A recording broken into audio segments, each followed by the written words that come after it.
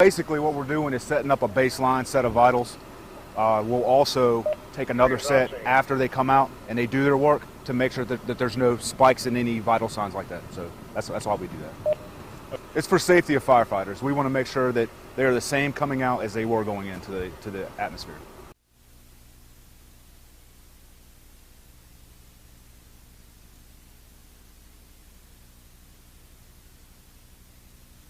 My scenario plays out that I had materials in my room that of a suspicious substance, that I had particular symptoms that show radiation poisoning. Well, what happened as I was being pulled out and being decontaminated, the substance that I had been using was reactive to water, and it actually made my body combust into flames. So I got third-degree burns over 90% of my body right now.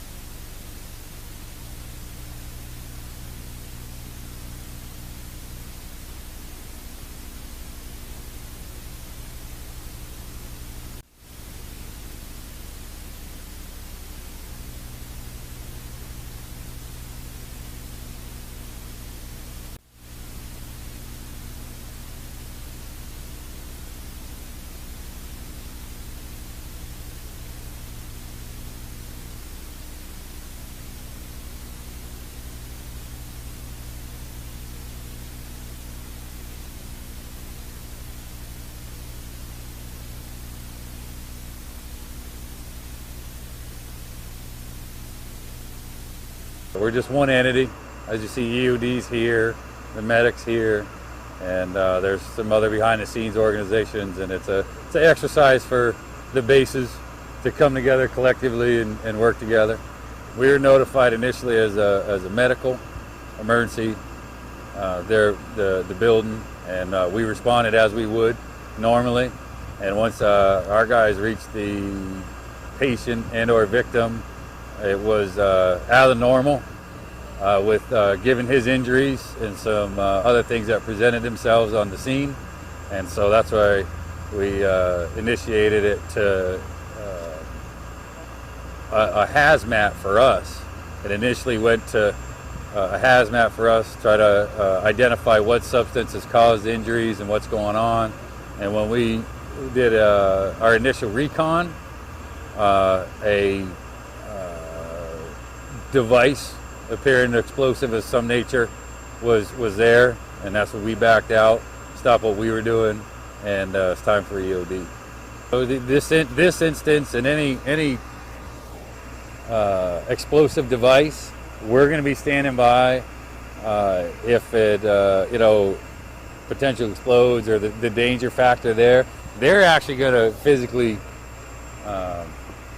work on it, but we're there, to support them in that role. And once they identify or take care of like this situation, we'll go in and we'll try to possibly gain more information on whatever substance or what was there. I'm sure it has to do with the device, but so it's all just training, just try to give a scenario and play it out.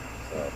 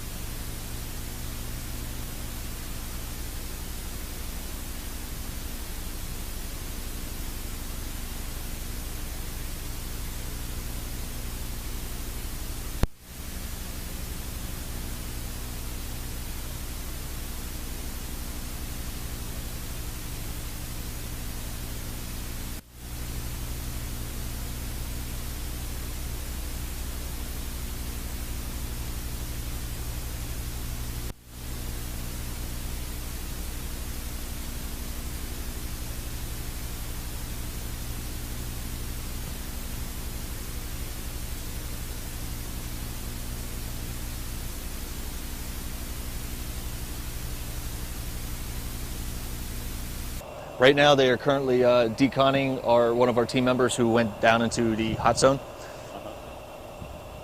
What is that? The at zone? The what? The hot zone? The hot zone, okay. Hot zone. All right, the hot zone is basically an area of exclusion that only limited personnel can enter.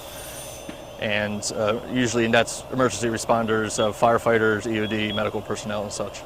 That's just an alarm that the firefighters have on their air packs to let them know that they are low on air and they need to get out of the area and either get a new air pack or send someone else in.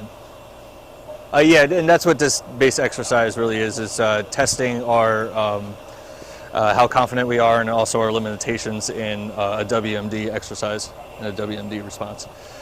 Essentially, the scenario was a gentleman made a potential radiological dispersal device, and unfortunately he succumbed to, while producing the device, he succumbed to radiation poisoning, and we were called in to assess the situation and make it safe for further investigation. The robot platform we used today was the F6 Alpha. Essentially, it's an older platform, but it's a dependable platform that essentially gives us the ability to, remote recon and perform positive actions on dangerous devices downrange, keeping us safe. Robots downrange doing what it needs to do, and we control it from our response vehicle.